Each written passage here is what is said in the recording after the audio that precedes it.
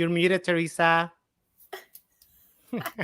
Perfect. I said good afternoon, good morning, good evening, depending on where you're tuning in from. We're so happy you're here with us. We have a treat for you today, two really exciting things, but we're going to save the best for last. So first of all, we have a raffle going on. So if you would like to join, please comment at any time in any of our platforms. We are broadcasting on YouTube, we're on Facebook, we're on Twitter, we're all over the place. So comment anywhere and you will be entered into a raffle. And if you're on Facebook, you might have to allow yourself to show your name. And I think Ricardo's going to share that link with us here. And if not, I'm going to jump on and give the link on Facebook in a moment.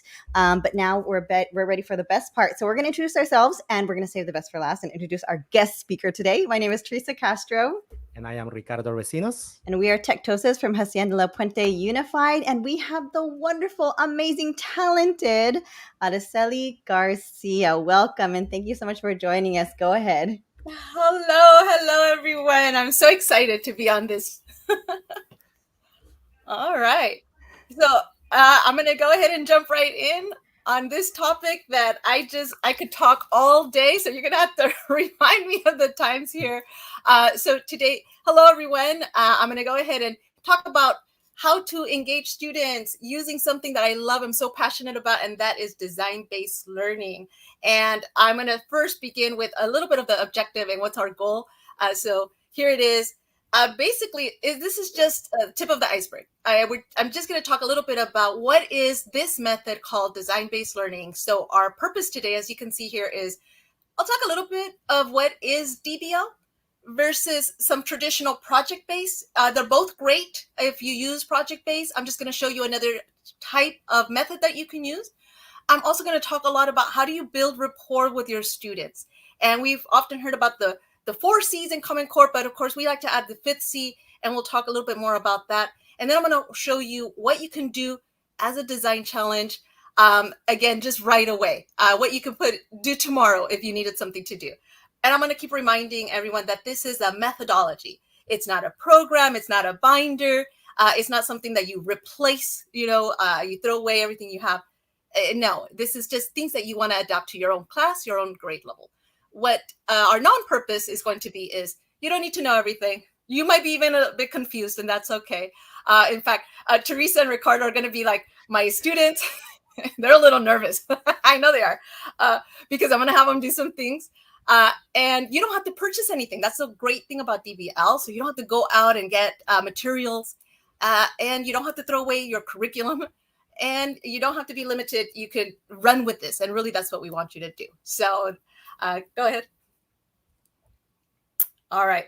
So I always like to tell my story a little bit of why I even came to DBL and how I came about it. So that you understand why I'm so passionate about it. So I am a second language learner. I'm an English language learner. I say that, I still am a second language learner. And I think all of us are. Language constantly is changing. And I'm so proud of being from Hacienda La Puente. I went to Baldwin Academy, went to Grandview, went to Workman, had amazing teachers. And then now I have the privilege of being back in the classroom at Workman, where my teachers motivated me. I've been doing this for, 25 years. And Ricardo and I go way back to when I taught at Wilson. I ended up going to UC San Diego, got my degree.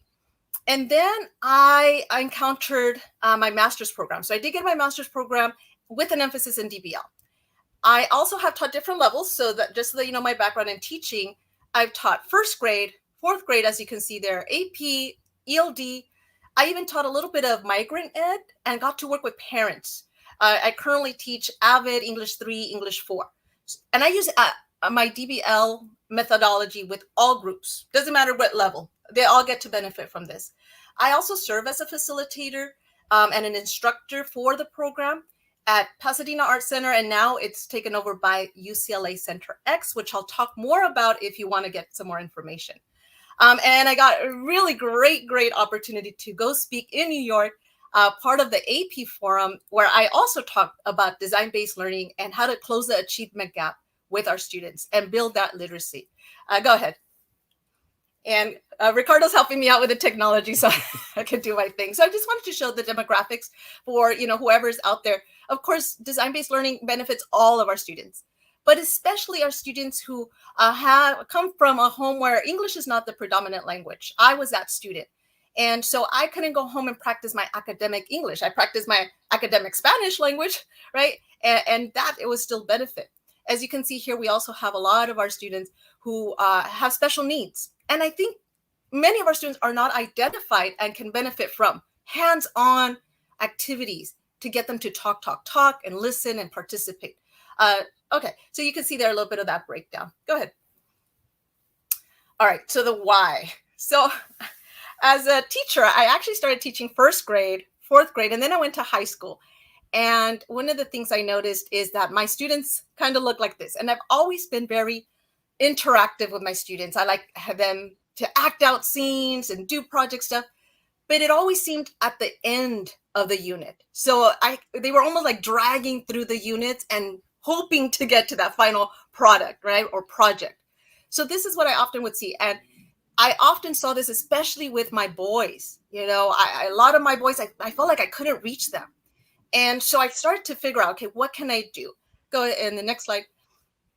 So one day I have three stepsons, and I have three kids, three of my own, and they would all play together. And one thing I realized, I walked out into my living room, my college son, my high school kid, my middle school kid, and my daughter, who was in elementary, were all playing a video game.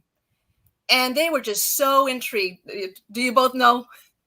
Right? I'm sure you're familiar with Minecraft. And my kids have always loved building things and building, a fort outside, and how much they love that. And so I felt, there's something here. There's something about building, right? A lot of times kids do this, we're doing this at the elementary level, but I don't know, Ricardo, if you remember also, like in high school, it seems like, no, it's all just book, right? Get to work and it's all seriousness and we can't. And it shouldn't be that way. It's probably the age that needs more of that fun, making education accessible to our students. So that's why I investigated and found design-based learning, because kids got to build. And so then I wanted to bring it into my classroom. Okay, next slide. All right, so what is DBL? So the specific DBL that I want to talk about today is called the Doreen Nelson method of DBL. So there's many types out there. And the awesome thing is Doreen Nelson, she's one of my greatest mentors. She just published a book, so you can read more about it if you're interested. I'll talk about that at the end. She came up with this 6.5 step approach. And so, you can see here, and I'm going to just walk you through it really quickly. You'll notice that you first start with what you want to teach. Then you identify, okay, I really want them to figure out this problem, and then they build. So as opposed to project-based, where sometimes you go through the unit and at the end you do a project. Now, I used to teach fourth grade. I don't know if they're still doing this, right? It's been a while. But in fourth grade, a lot of students have to build the California missions. Anybody remember that? Yes. You remember that? I still don't know if it was the students or the parents, right? So a lot of times. Comment. And so, and kids wanted to get a good grade. And so the idea was you study the missions, you maybe even visit a mission, you research it, you go to a store, hopefully you didn't, but some would go to a store, and they would do replication, right? So they would just imitate, they copy, right, and so forth. And so, yeah, they would just kind of give us what we already knew. And so what DBL does is different, is that you don't want them to replicate. We live in a Google search world. If we don't know something, we just look it up, right? We don't let that imagination flow. And so what that happens is our kids are afraid to take a risk. They're afraid to be wrong. And you'll see this in DBL, where a kid will say, well, what should it look like? I don't show them a model. I will give them a criteria list. This is what I want. This is what I don't want. Go to. And it really, even for adults when I've done this, in fact, adults are the worst. They really struggle with, I don't know, I think we got used to getting the little star. and so it breaks that away. So let's keep going. And so this is some images from my own classroom back when, pre-COVID. And so what you'll see here is those 5 C's I'm going to talk about. So with design-based learning, the ultimate goal, one of the goals, is that they end up building a 3D city. So a 3-dimensional city, and teachers do this different ways. I've been working with many districts, many different teachers. I have them work in small groups to build a 3D city. Now, we'll talk about materials, but all of the materials are upcycled materials. So you're not bringing in Legos. You are not bringing in, things from these stores. It's all, straws and paper cups. And that's what they're going to use. And that's what makes this program so great, because it really forces them to think out of that box, right? So here we are, critical thinking. I joke with my students, because I have juniors and seniors, and I would joke with them even if they were freshmen. And I say, one of the biggest problems you're going to encounter is how to open the glue bottle. Because sometimes the glue bottle gets stuck. And if you raise your hand and ask me, Ms. Garcia, my glue bottle won't open, I'm going to walk away. I tell them I'm just going to walk. I'm just going to turn around, right? And I tell them, because I believe in you. I know you can use your critical thinking skills and figure it out, which they always do. Then they laugh. But really, that's what we want them to do. Independent thinkers, right? Go ahead and next slide. The other one, and if we need anything this year, is collaboration and communication. I don't know how it is for other teachers out there, but it is pulling teeth to get them to talk. They got so used to being on mute, so used to disappearing in the classroom. It is scary, truly, that they think they could just be passive learners, and that is not acceptable in my class. So they will talk it out. They do, and in a safe, again, COVID safety protocols, mask is on, distances, but they can still share their ideas. And so that's what some of what we do with DBL is, that even though they might be making their own project, they're standing around talking out what they want to do, or what's not working, or how to open that glue bottle, right? Go ahead. Here, as I mentioned earlier, I had always kind of struggled with engaging the boys, right, with literature. And we know this is a statistic that we see out there. When they made their own city, they can talk on and on about what they have for a justice system and how they get around and their transportation. So here they are looking very proud of what they made. But this is not in isolation. I don't just give them this project, and then move on to my literature. This is in conjunction. So they make their project, they make their design, and then we constantly go back and forth comparing it to whatever I'm teaching. The Giver, Of Mice and Men, 1984, you name it. There's always characters and community in everything we teach. Go ahead.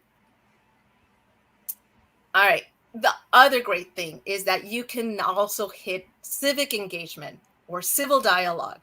Again, if there's anything we need in this world, is how to talk to each other and how to listen.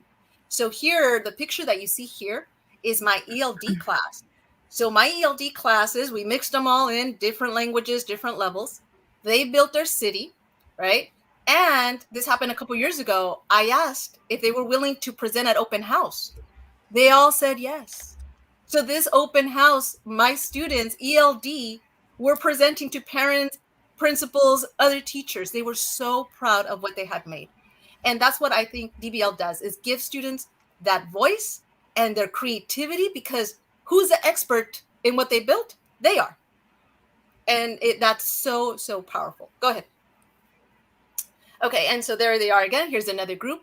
And so the benefits, not only for our English learners, for our special ed students, even for our students who are coming back a little bit with that anxiety, that it's a safe environment. They're working with a small group, and there is no wrong, right? They can always keep modifying and changing. All right, so let's go ahead and talk about a challenge. Ready, Teresa and Ricardo? Yeah, he's trying to think he's just going to do the technology. All right, so this is what I do on day one of my classes, whether it's distance learning, whether it's my AP class, ELD, every single year for the past, I've been doing this for like 10 years now, I start off with this. And again, anybody can use this. It's simple. It's a get to know you activity. So what we're going to do is we need to find out, here's the essential question, what makes us all different and unique? We need to find a new way, never before seen. You'll see that word quite a bit. A way to introduce ourselves. So you get less than 30 seconds.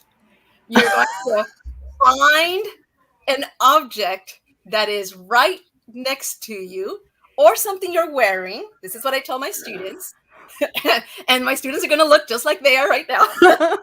What are we doing? So stressed. And it has to represent not what you like, but the person that you are. What kind of person are you? Are you outgoing? Do you like, to talk? Do you like technology? My only rule is oftentimes is no technology. In fact, if you go to the next slide, here's that criteria list. Here's this list of the do's and don'ts. So it's never before seen because it's never been seen as an introduction object. So you can use, and I give them few examples. You can use a pencil. You can use, a notebook, right? But then you have to give me a sentence that says, I am like, right? And then your object. And for this one, I do give a little scaffolding, right? So there you'll see it needs to be 3D. I don't say it has to fit in your palm. It could be bigger than that. Has to represent who you are as a person. You're going to give short little description. If I was teaching a class, and of course we have a lot of students who are English learners, we want to make sure we honor, their language, and we also want to make sure that they get the support. Go ahead and go to the next slide, and I give them a sentence break. And so for some of my emerging students, I might just have them say, hi, my name is, and I am like, and then they say because, right? And keep it really short. So I might say, and I have one right here, just in case as my visual. Cheater.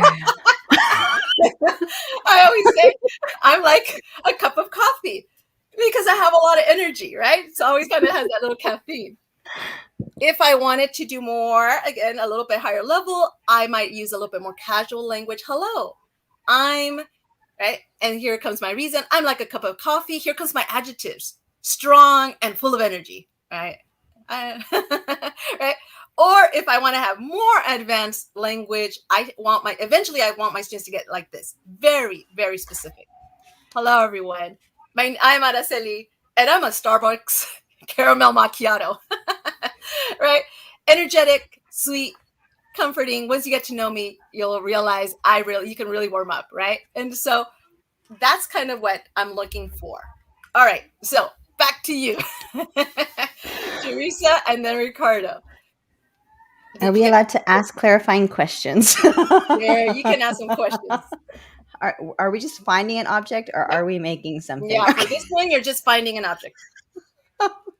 I'm sweating. I could. Well, mine is not an object, but I always go back to technology. So I'm gonna use this one. Okay. She I'm said like, no technology. and I'm gonna try to use her sample, but I'm like my name is Ricardo, and I'm like a Chrome browser, full of information. Does that work? And I'm glad you brought that up because yes, on day one, sometimes my students, they will break a little bit of my rule, and He's one of those. Like, all right. I have a rebel in my class. All right. I got more. I got more. I got to do the expanding one. Let's see. Go. Okay, so I'm Ricardo, and I'm like the Chrome browser, lots of tabs and full of information, right? And I can do the bridging one too. So I'm Ricardo, and I'm like a Chrome browser, full of information, lots of tabs, and I never know where the music is coming from. There you That's go. me. I heard of that one before. Nice. Hey. Mr. Racinos. Very good. That was very original. good. Never Very let nice. Ricardo And moving go on. first. Yay, applause. Your turn, Teresa. Go for it. Oh my! She said something near me. I'm like debating between so many things. Okay. Okay. Tape. You can use one of the sentences there. All right. Okay. Let's see. Hello. My name is Teresa, and I am like Scotch tape because I work behind the scenes and I bring things together. There it is. There it is. All right. And so this is what I do on day one. Yes, I'm going to do my quick hello. Yes, I'm going to give them my syllabus. But you know what? I have lots of days to go over my syllabus. I have lots of days to go through the 3-ring binders, and this is how I'll pass, right? And I work with juniors and seniors. They've heard this probably all day long, right? In every period. and probably for like 11 years. So I'm going to take a day, the first day, to establish the tone in my class that it is not me, teacher, classroom. It is our classroom. And all voices are important here. And no, you cannot just, I don't know, and shrug your shoulders. No, and I cannot, like, I will say, okay, class, Teresa's having a hard time. Teresa, I'm going to give you time to think, pair, share, right? Practice it out. I'm going to go over to Teresa. Teresa, tell me, what do you think, right? And so I'm going to use all different kinds of methods to help my students know that this is what we do in this class that we're going to discuss, because talking it out is going to help you later on with writing, with having that confidence to write something down, to express your opinion. And so on day one, I'm already collecting data. I already know, oh, okay, all right. I got my student who didn't do what I told him, but all right, he's going to do his own thing. All right, I have. All right, go ahead and go to the next slide. I was going to say, me as a Spanish teacher, what a great activity. I mean, I'm using the language, and on top of that, I'm doing an activity like this. It's so amazing. Yeah. Right. Incredible. And what we do with it, if you go to that next slide, okay, we already did the your turn. I started sweating again. I was like, hold on. Another one. And especially, like I said, I have some students, because of what's going on with the pandemic, they're so just hesitant to maybe talk, and we have that anxiety. And so I find different ways. So I'm going to differentiate. So take a look at this list. I always have them practice it out. Last year, when we were doing distance learning, I might send up to a Zoom, right, into a little breakout room. Go practice what you're going to say over here. Practice what you're going to say on chat with someone. Maybe you need to write it out. If my classroom is very big, maybe I have them do small groups. You're going to do a round robin, and you're going to talk to each other. And then one person from your group is going to share what you all have in common, or the best object that was presented. You can have your AB partners interview each other. Who are you? All right, who are you? And watch your class just come alive, right? I have such a hard time with silence, because I'm a talker. I like talking, right? And so, I don't want them to think that I'm just going to lecture them and they're just going to sit and take notes. I need them to participate. Some programs that I know Ricardo and Teresa have talked about, and that's Pear Deck and Jamboard. I'm still using those. So, I might have them write it all out, and then I post it up, and everybody can see, the answers, and I call on a few. So that's another way. So different ways. Again, you do you, as we always say, and adapt it. All right, well, let's go ahead and go on to the next one. So what do I do after that? So I'm not quite done. So this is all my rapport building. I want my students to feel comfortable, to want to come to my class on time, even, and they get a kick, and you'll see it, you'll hear it, right? Like, they'll come in and bring in their friends to show off what they made. It's a beautiful thing to see. So week one, after they've done their object, they introduce their object. Maybe we wrote a poem. I like them to write a Who Am I poem. We watch some poetry. We practice.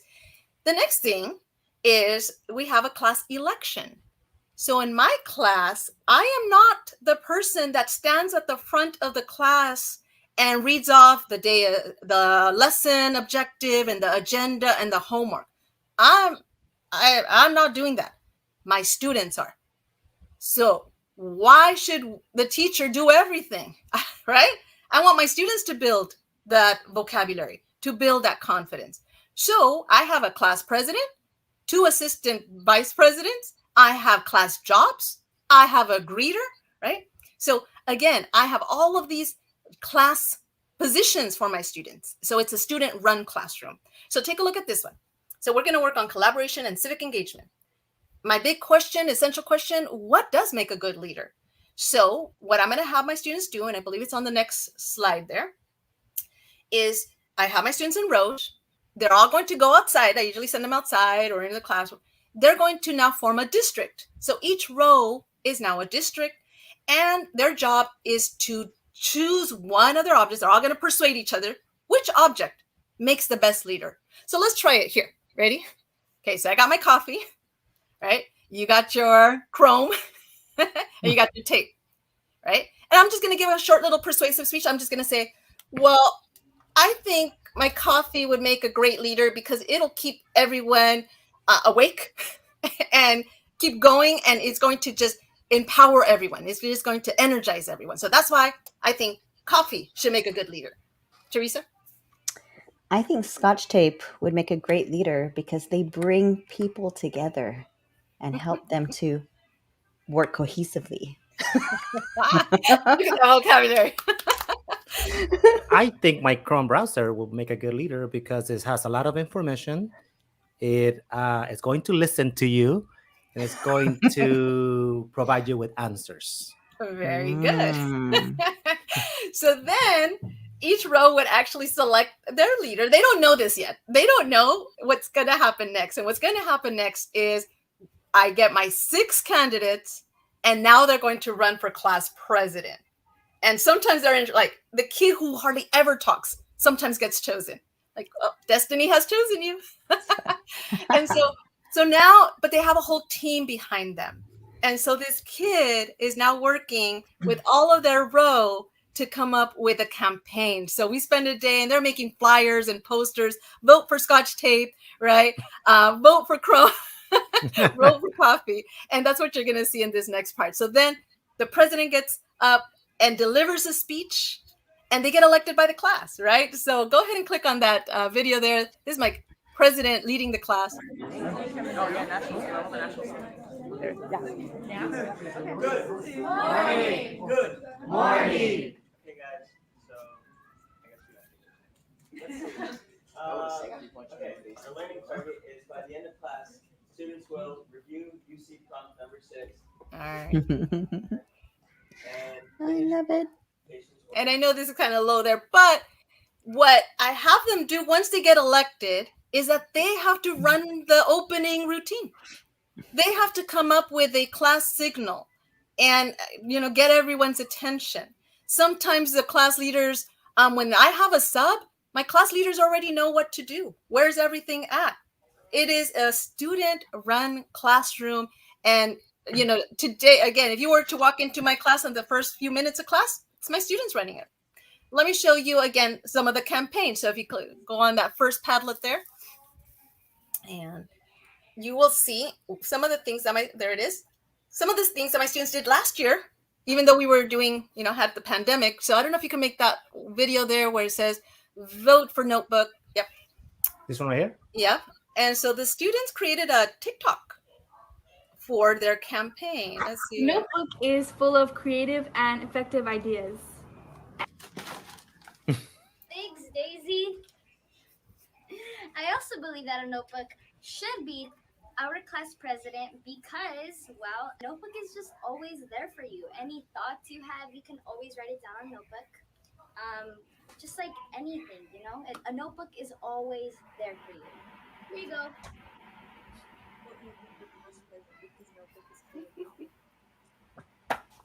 Thanks, Nayeli. I think that the notebook is very adaptable. Okay, and you can pause it there.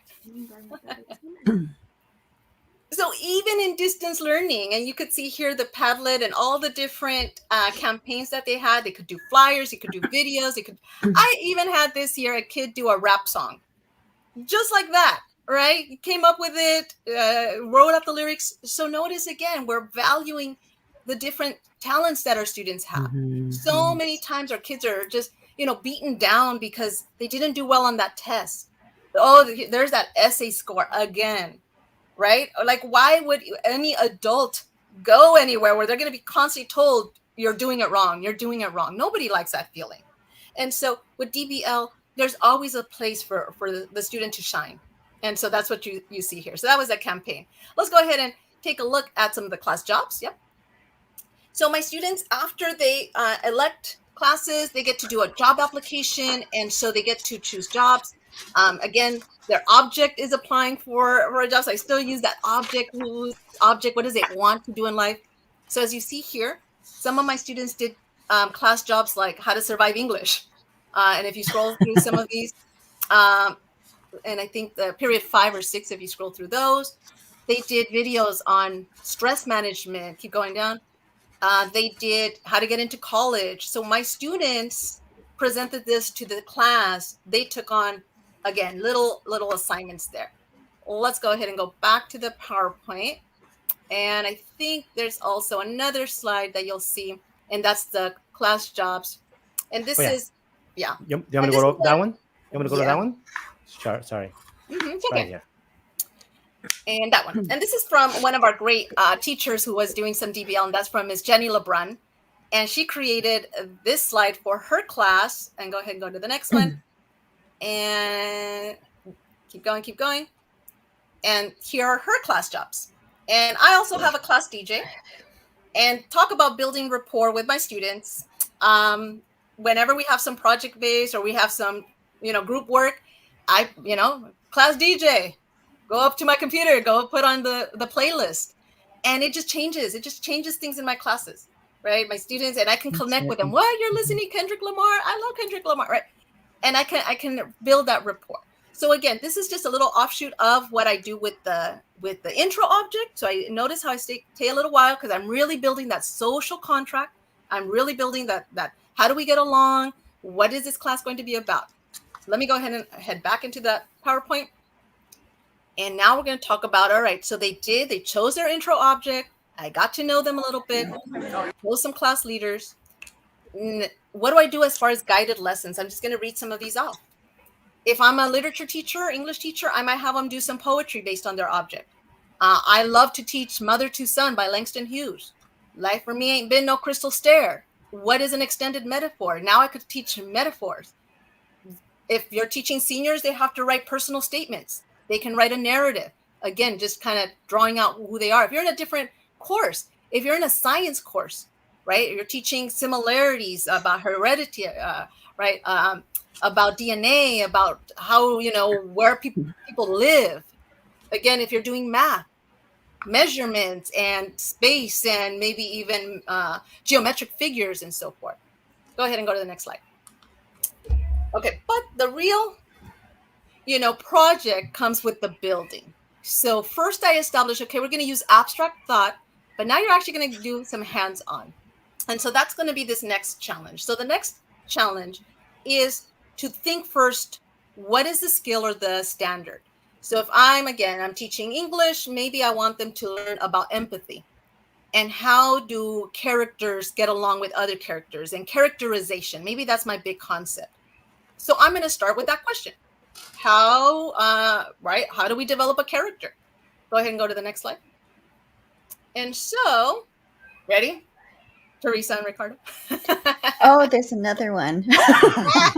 Oh, you thought that was it? I thought this was hypothetical. All right. So this is where the real DBL starts. So what you're going to be doing is you're going to be creating a creature, also known as an avatar. Some teachers call it an avatar. Some teachers call it a creature that represents who you are. So I tell them this story, and this story goes all year long. You were an object. Here's your little object. Remember your object? Yeah, it was a coffee cup, right? All right.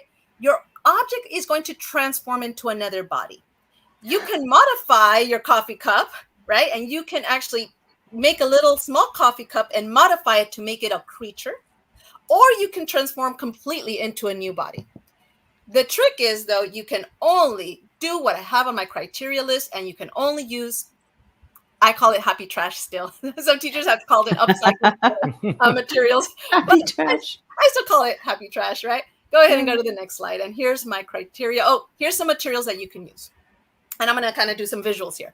So you go around the house, and this is where I say you don't need to buy anything. You can get your students to bring in things, right? And it's the strangest homework they'll probably ever get because it needs to be clean, right? So you can bring in things like toilet paper rolls, right? Maybe they have like straws. They can use, cups, all kinds. Maybe a foil paper works great. Maybe even they have a gift bag of some sort. Anything that they can cut. So any kind of cuttable material, even cloth, cotton. And so you'll see this list. I give this list to my students and say, bring some stuff, right? And so pretty soon I start stocking up. And it's so funny because I have teachers who come in with like, coffee, the little trays. Do you need this? I'm like, yeah, bring it. So I become that teacher. All right. You will need just at the beginning of the year, you could order it there from your, school and the department, is your scissors, your tape, and glue. Most classes would already have that. So you definitely want to have, your scissors and so forth. All right. So as you can see here, things that we don't want. We don't want toys. We don't want Legos. We don't want cut out pictures of anything. They have to make everything. Okay. Now go to the next slide. All right. And so here's the criteria list again. And I go through this, step by step. You're going to create a creature. It needs to somehow represent you symbolically. It needs to be 3D. So if you want eyes, you can't just draw them in. I want you to make little eyes. Got it? Okay. I know they're looking at it. Oh my. How long is this session? Like we still have some time. I need an hour. Right. And I give them a time limit. They're not going to go on and on. Right. So some kids want to make it perfect. They want to take it home. No. Here's my criteria. Right. And so symbolic colors and shapes. And I also tell them it needs to fit on their hand. So I say about 3 inches, 5 inches, no bigger than that. I also tell them it has to have multiple parts, or else they'll just crumble paper and say, okay, I'm done. Which would be fine, because ultimately it's not what they make. It's the language that comes out.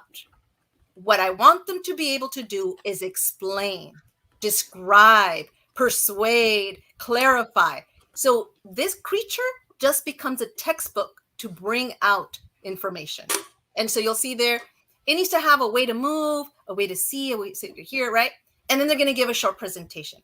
I always tell them that Monsters, Inc. is making a new movie, and that they're going to create a creature, right, for Monsters, Inc., the next movie, right?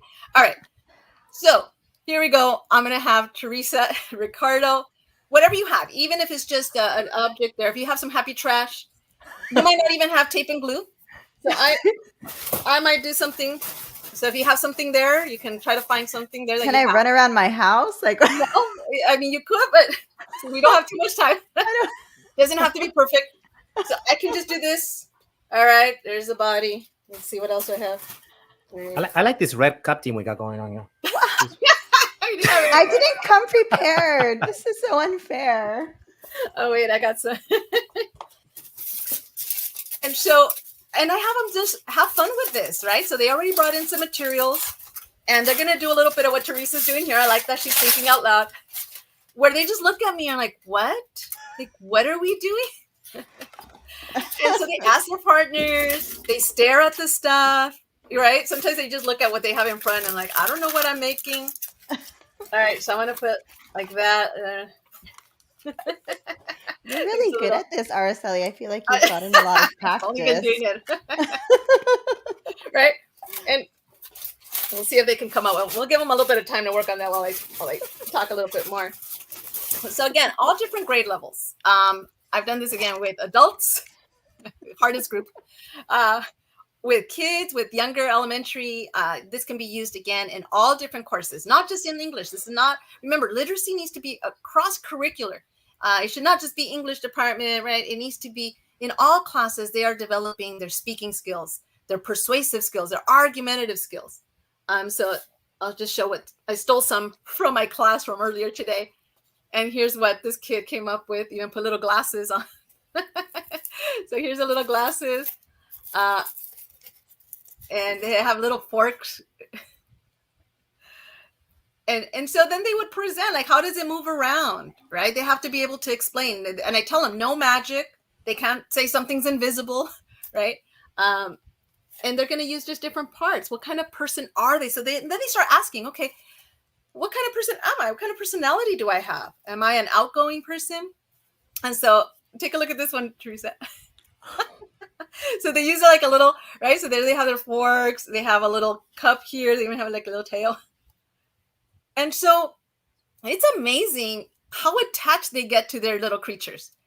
Then, they want to give it a name. They bring in, I tell you, their friends at lunchtime. This is high school, to show off what they've done. Something about the power of making something that's your own. I mean, I get it. We can go to the book, read about a character, give them the chart. All right, you're going to write out, what's the characteristics? Is it a protagonist? I'm going to still do those things. But why not do it with something they made, right? Okay, is your creature an antagonist or a protagonist? Why, right? Where does your creature live? Do they have a certain environment that's best for them? Do they have any enemies, right? What's their weakness? I can have them go on and on. If I was teaching, again, a history class, where did they come from? Did they migrate from anywhere? Who are its ancestors? If I was teaching a science class, what's their makeup composition, right? Again, do they have any diseases? Again, if I was teaching math, all right, what are the dimensions? So I can adapt this. And again, it takes them out of the textbook for a little bit and makes them create something. And now they're more engaged and more connected to it. All right, I know they're busy building here, but I'm going to have Ricardo go to the next slide. And so here's what another teacher has done. You can actually assign points once they present. So I don't grade them on what they made. So I tell them constantly, this is not a art class. I'm not teaching design. I'm teaching you how to just open up your thinking and how to express yourself verbally and then in written. And then we're going to compare it to what we read. But as you can see here, this teacher went ahead and gave points just as a rubric, as a little like, okay, when I present to my partner, did I do these things? A little checklist. And I'm going to have Ricardo go ahead and go to the next one. All right. And so we're building right now. Go ahead and go next.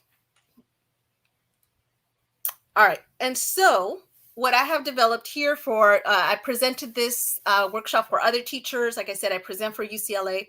I created a choice board for teachers so that you can kind of decide. You don't have to go in this, pathway.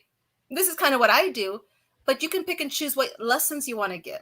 So for example, I start first with the challenge. The kids are going to create a creature. Then my step 2 is I'm going to give them a list of vocabulary because their creature needs a name. But I don't want them to just come up with any name. They have to come up with an academic tone word. So instead of saying, the creature's name is Lucy, it might be Luscious Lucy, right? It might be, so they have, all of a sudden they're looking up words that they never heard before. So vocabulary instruction becomes organic rather than here's a list. Teresa, do you remember how they used to, how do we used to do vocabulary? I remember. Here's a list. What is it? You would take a test at the end of the week. Say it 20 times, write it a million times. Right? And I remember because I taught, right? And for a long time, it might still be the way some people do it. And then, right, what we're showing them, though, is it doesn't stay most of the time because it's not connected to anything. But once I connect what I made to some vocabulary, now it stays with me, right? Something about the physical touch. Again, I have it differentiated for my ELD students. So I have questions for them. And so in a moment, we're going to watch little Flipgrid videos. I'm just going to walk you through this one. I have this awesome poem that I like to show, and that is the Who Am I poem. And again, we could send you the links, Ricardo, if, people have questions, this is available, right? The Who Am I poem, it's powerful spoken word. And then my students imitate this through their, with their object. There's a short film called Alike that talks about being different. And so let's go ahead and I think, Ricardo, let's watch the Flipgrid videos there. The first one was Danny, I think. Danny? Okay, yeah. Sure. Let me go back. Let me see if I can open it. And what you'll see here is my students, again, this one was when the pandemic had hit. And I offered some DBL workshops for family and friends. And so this is one of my niece there. I think I should. It's not letting me you know what? open Sorry. Go to the link. Click down where it says link. Go back. Oh, I'm so sorry. Right here. There it is. And then it'll be a hyperlink. Got it. Danny, right? Yeah. And so this is my little niece who took on the project and did a little video. Let's see the audio. Can I make it louder? I created. Her name is Lucinda, and she. Or you could put the I don't know if the closed captioning. There it is. Something that I love string cheese as her hair. I love peanut butter. That's the stickness. Her arms are made out of toothpicks. I love red apples, especially green and yellow. I love chips. These are Funyuns. All right, we can pause right there. So again, notice, all the language, and she's just kind of going on and on. Of course, I would tell my students, don't use food, because in my class, you're going to keep your project there in the class. I don't want little rotten apples laying around. They'll start crawling away possibly. So there's another Flipgrid video. This is my high school student, and that's going to be the sample one. And again, if you go to the, and Hello, my name is Rosie Mendez, and I am a junior at Workman High School. I have 3 siblings, and their names are Justin, Roxanne, and Raphael. I am the youngest. My mom's name is Maria, and my dad's name is Raphael. I also have quite a lot of pets. All right, I'm going to pause it there. Right. So she does go on. She gave a little biography first about her life, and then she goes into her object. But I just kind of wanted to show you what you can do with Flipgrid, they can do in person. And so after, I get them to start presenting. Who are you, right? I have my students fill out an interview sheet. They are going to interview other students. They're going to ask questions. So, how does it move around, and where does it like to do for fun? And so it's kind of funny because kids try to do a I gotcha kind of question, which, I tell them not to, but they always seem to want to. So it's kind of interesting that way. Okay, let me check in on these students here, though. Teresa and Ricardo, you have anything yet? Well, I was running the tech a second ago, so Probably she forgot about it. I do. This is my. I happen to have a lot of rec cups around my house. I'm not sure why, but this is it. And I actually didn't give him kind of a head because I wanted him to be open-minded like I am, but also having a growth mindset to be able to fill that in and with lots of information. I also gave him like very, very long arms because I think I'm always willing to help, but I'm also always willing to ask for help. One hand for that and one hand for that, I guess. And if you notice, I actually cover his eyes because I don't like to judge people with my eyes, and I wanted to make sure that was, evident that right there. Is very nice. Very good. A lot of symbols. We should never let him go first. Never. Never. No, Is there another activity? I'm just kidding.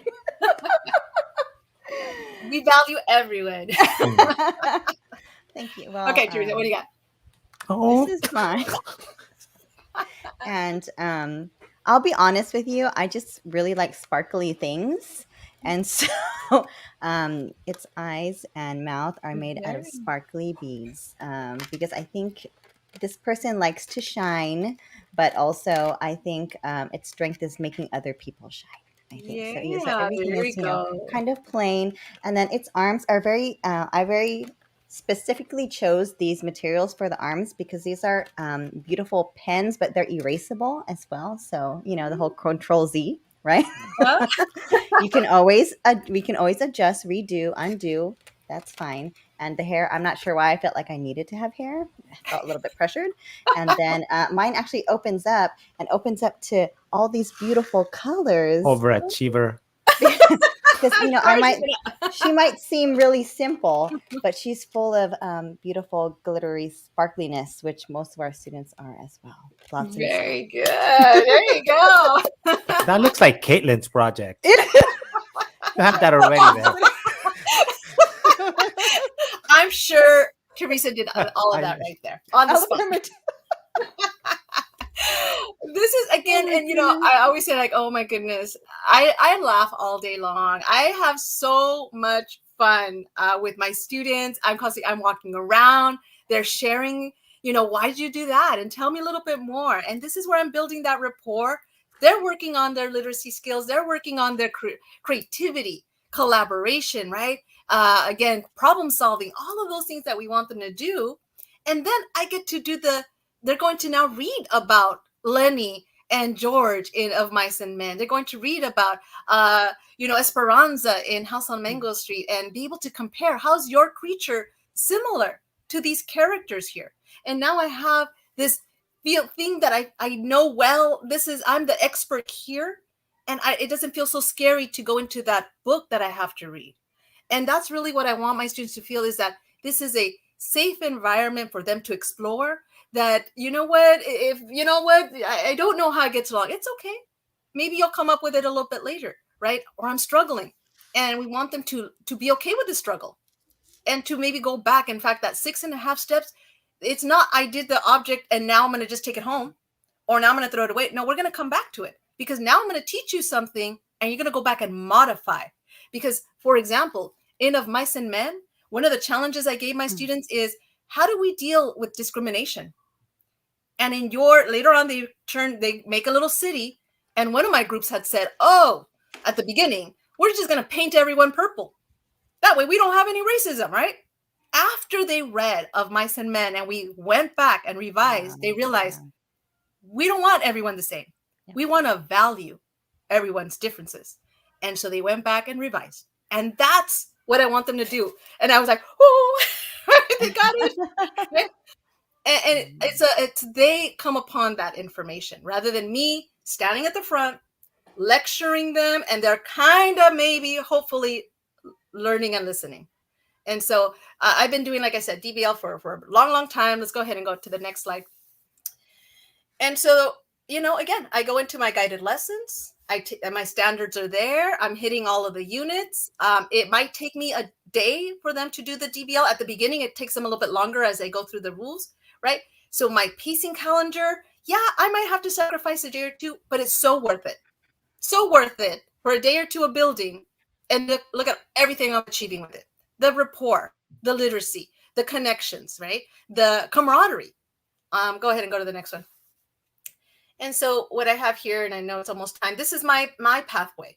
So I go from intro object that we did, then they do the creature, and I don't stop there. We do this all year long. And when I was in the master's program, and that's the great thing about working with other teachers who do this, is we pushed each other to keep doing more challenges, or else sometimes we want to go back to what we used to do. And so here, the next thing would be building a shelter and then building that 3D city. And, in the future, hopefully we do more of these. I would love to, right? And again, we do this with UCLA Center X. If people are interested, there's more programs there. Go ahead and go to the next slide. And so, just to emphasize, this is the steps. You go through essential question. You go through what is it that your unit is covering. Go ahead and go to the next. And these are just some samples of the Common Core standards. I'm not going to read them all, but you can kind of see how, some of these projects, these challenges can connect your standards. Writing some informative text, right? Maybe planning and delivering an explanatory presentation. Creating an engaging audio recording of a story, maybe that narrative of your creature. Go ahead and go to the next. In history, if you were teaching in first grade, understand the rulemaking process in a direct democracy. Vote on rules. So when we did the elections earlier, that's what my students are dealing with, right? If you're doing 8th grade, maybe some, right, geography, great rivers and so forth, settlements, when they do their city, they have to come up with, where are we going to place everything? Who's going to live here, right? Who's going to live over there? So you can go ahead and go to the next one. If you're doing science, right, you have to construct explanations. So when you're doing DBL, that's what you're explaining. Why did you choose this? Engaging in argument and evidence. All of these things can be you can hit in your DBL challenges. And next, and this is your math standards. Again, geometric shapes, density, area, even creating word problems with your creatures. I've even seen this exponential growth. If you have a city, well, if it's growing, how fast will it grow in a certain amount of time? And so this can be applied. And we have a teacher who's awesome, another consultant who works at Walnut High School, who had a whole design program with 3 other teachers, history, English, and math. And so students do this over and over. And we'll talk more about it, again, if you continue with some of these challenges. Go ahead. Okay, and I know we're almost out of time here. I'll just show a little clip of this longer video that I have. And just so you can see inside the classroom of what my classroom might look like. And we'll see there. And I don't know if the volume is kind of low. And if you go to 320. My name is Aracely Garcia, and I have been teaching for almost 20 years. And about 5 years ago, I came across a... There, yeah.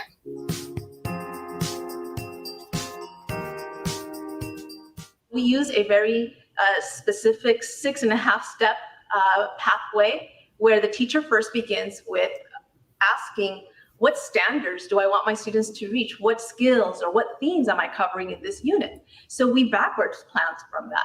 So you start with this big concept, and then the teacher comes up with some kind of a design challenge for the students. From there, you set them up in various teams, and students have to physically make three-dimensional objects that follow very strict criteria list. You tell them we're going to be building a never-before-seen shelter, or maybe they're making a city.